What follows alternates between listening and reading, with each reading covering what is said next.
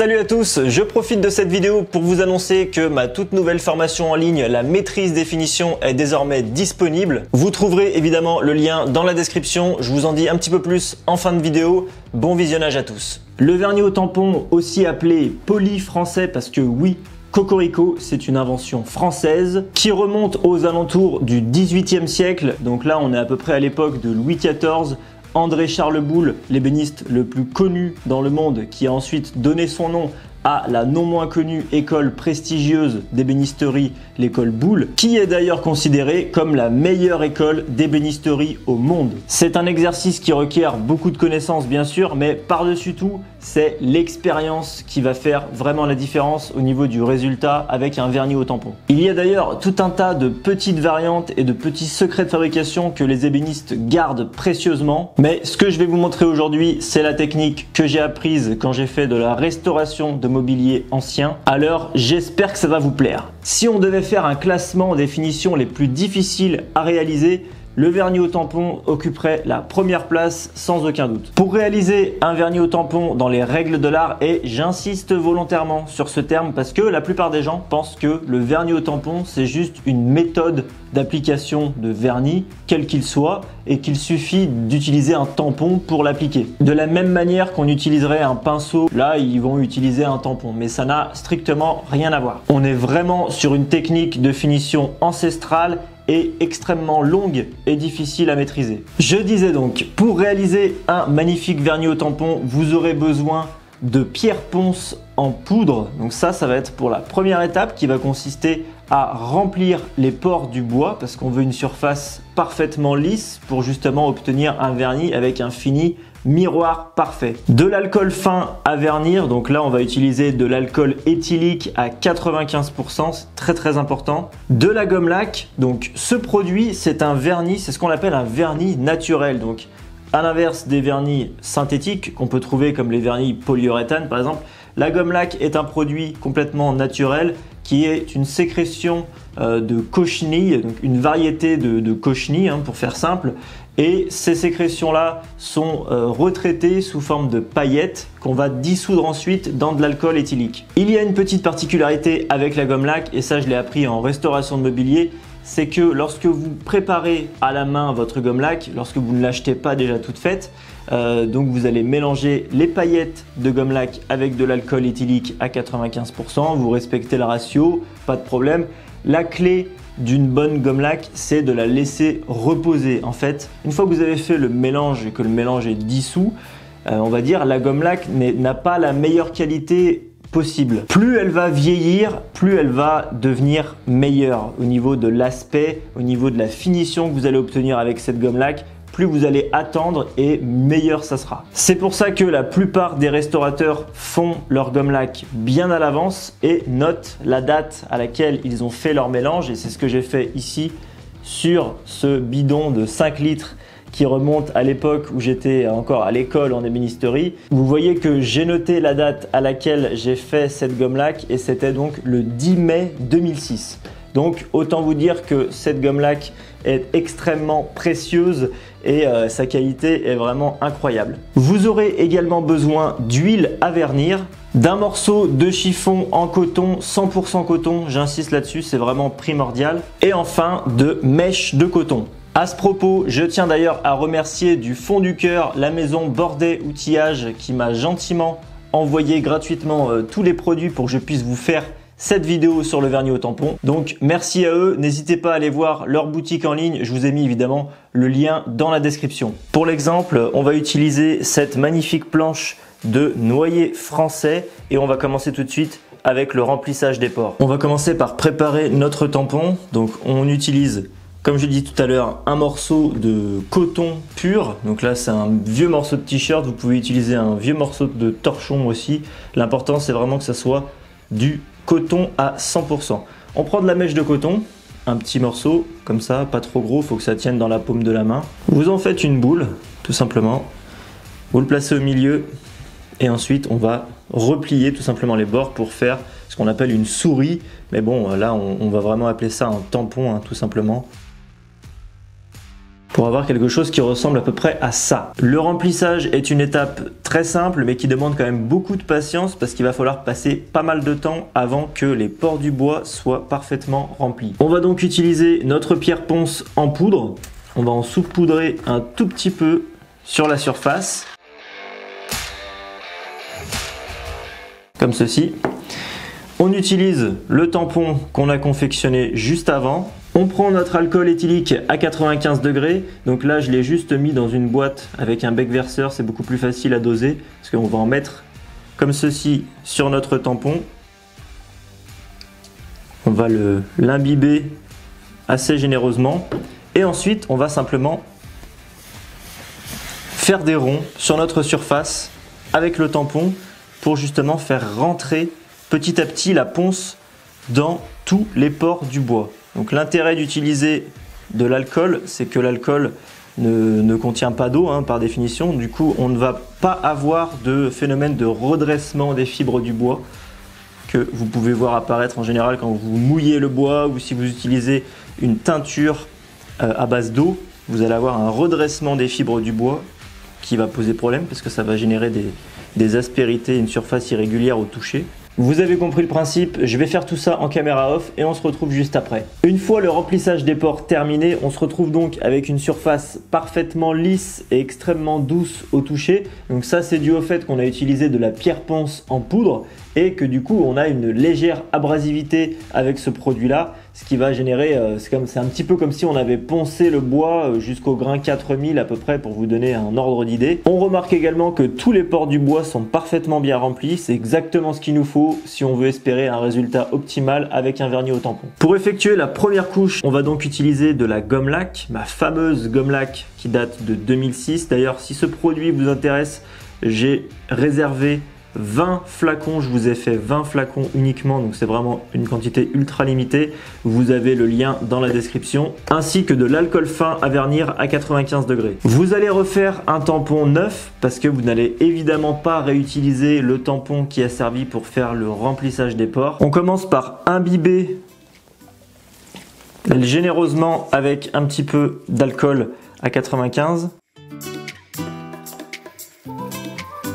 Et une fois que c'est fait, on va pouvoir verser un petit peu de gomme laque au centre.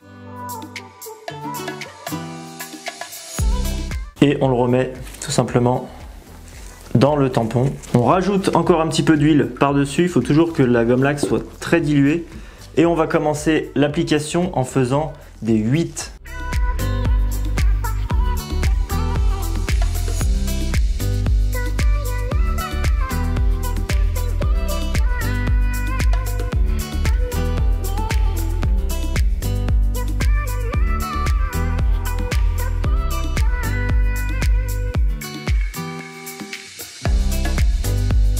La couche de charge est maintenant terminée. Maintenant, on va attendre minimum 24 heures avant de passer à la seconde couche. Et ça, c'est une règle extrêmement importante et un petit truc, on va dire, d'ébéniste concernant le vernis au tampon. C'est plus vous allez patienter entre les couches, plus le vernis va tirer et meilleur sera le rendu final. À l'époque où je faisais du vernis au tampon, ça nous arrivait de patienter en général 1 à 2 semaines entre deux couches et on faisait entre 3 et 4 couches au minimum pour vous donner un petit peu une idée du temps que ça prend de réaliser ce genre de finition. Et encore 1 à 2 semaines, c'est relativement court car certains restaurateurs vraiment dans du mobilier exceptionnel, on parle de mobilier national, ce genre de choses, patientent entre 3 et 6 mois entre chaque couche. Donc voilà, on se rend un petit peu plus compte de ce que c'est en termes de travail, en termes de sacrifice pour obtenir le meilleur résultat possible. Une petite info importante, lorsque vous avez terminé votre première couche, vous allez garder précieusement votre tampon et vous allez tout simplement le stocker soit dans un vieux tupperware, soit dans un bocal à confiture avec un tout petit peu d'alcool pour ne pas qu'il sèche. On enchaîne tout de suite avec la deuxième et la troisième couche. Toutes les couches que vous allez faire après la première vont être légèrement différentes. Donc déjà, on va reprendre le tampon qu'on avait utilisé pour la première couche et ensuite on va ajouter un produit à l'équation, c'est l'huile à vernir. Le but de l'huile à vernir, c'est simplement de venir lubrifier un petit peu la surface du tampon pour ne pas que le tampon accroche au vernis, vu que le vernis va sécher relativement vite. C'est d'ailleurs une des caractéristiques de cette technique. L'utilisation d'alcool à vernir dans le vernis au tampon permet à la gomme laque de sécher quasiment instantanément. Vous le verrez juste après, il y a une sorte de petit nuage qui se forme juste après le passage du tampon et qui s'évapore quasiment instantanément. Alors déjà, si vous voyez ce petit nuage se former, c'est plutôt bon signe, ça veut dire que votre ratio entre la gomme laque et l'ajout d'alcool est vraiment parfait. Et à chaque passage du tampon, vous allez comme ça rajouter une micro fine couche de vernis supplémentaire.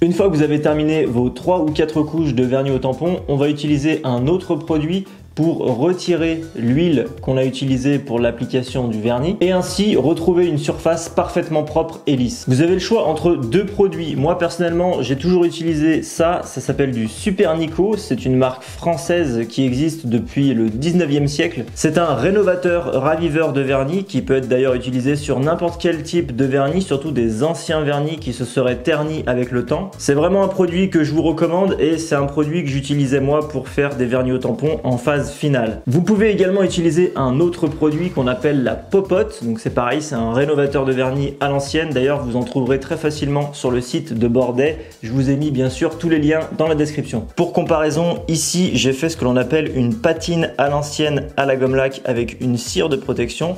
Et on voit bien la différence de rendu avec un vernis au tampon et c'est assez frappant parce qu'en fait c'est exactement le même produit qui a été utilisé à droite et à gauche, donc même produit mais rendu totalement différent. Pour la phase finale avec le Super Nico, on va procéder par petite surface jusqu'à disparition du produit.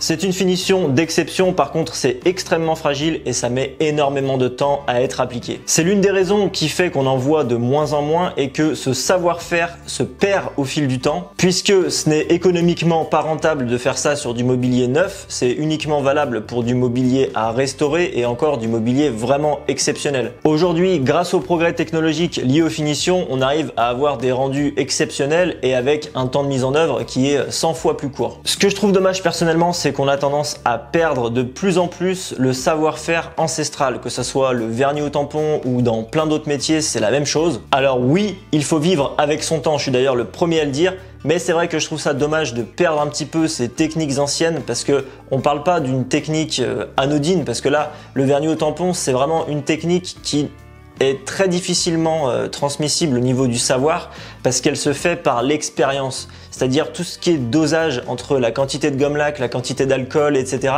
C'est quelque chose qui s'apprend en pratiquant, mais il n'y a pas de règle fixe. À force d'essayer et de se planter, parce que c'est extrêmement difficile de rater un vernis au tampon, vous vous en doutez, on acquiert suffisamment d'expérience pour trouver le bon mélange et savoir à l'œil en fait. C'est vraiment au feeling que ça se fait. Si le tampon est suffisamment chargé, pareil au niveau du geste, ça c'est des choses qui s'acquièrent uniquement en pratiquant. Le vernis au tampon fait un peu exception à cette règle du progrès technologique parce qu'il n'y a rien qui puisse remplacer l'aspect caractéristique du vernis au tampon. Si vous pensez qu'on peut obtenir le même résultat avec un vernis brillant au pistolet, même s'il était réalisé par le meilleur vernisseur du monde, désolé, mais vous avez tort. Contrairement au vernis synthétique, le vernis au tampon n'a quasiment pas d'épaisseur. C'est ce qui fait d'ailleurs qu'il est si fragile, mais c'est aussi ce qui fait sa beauté. Quand je pense que cette technique a été inventée au XVIIIe siècle, franchement, ça me fascine parce que je me dis comment est-ce qu'on peut inventer une technique d'application qui soit aussi contre-intuitive au final. C'est le vernis, donc la gomme lac combinée à l'alcool qui va faire qu'on va déposer vraiment une couche extrêmement fine de vernis sur toute la surface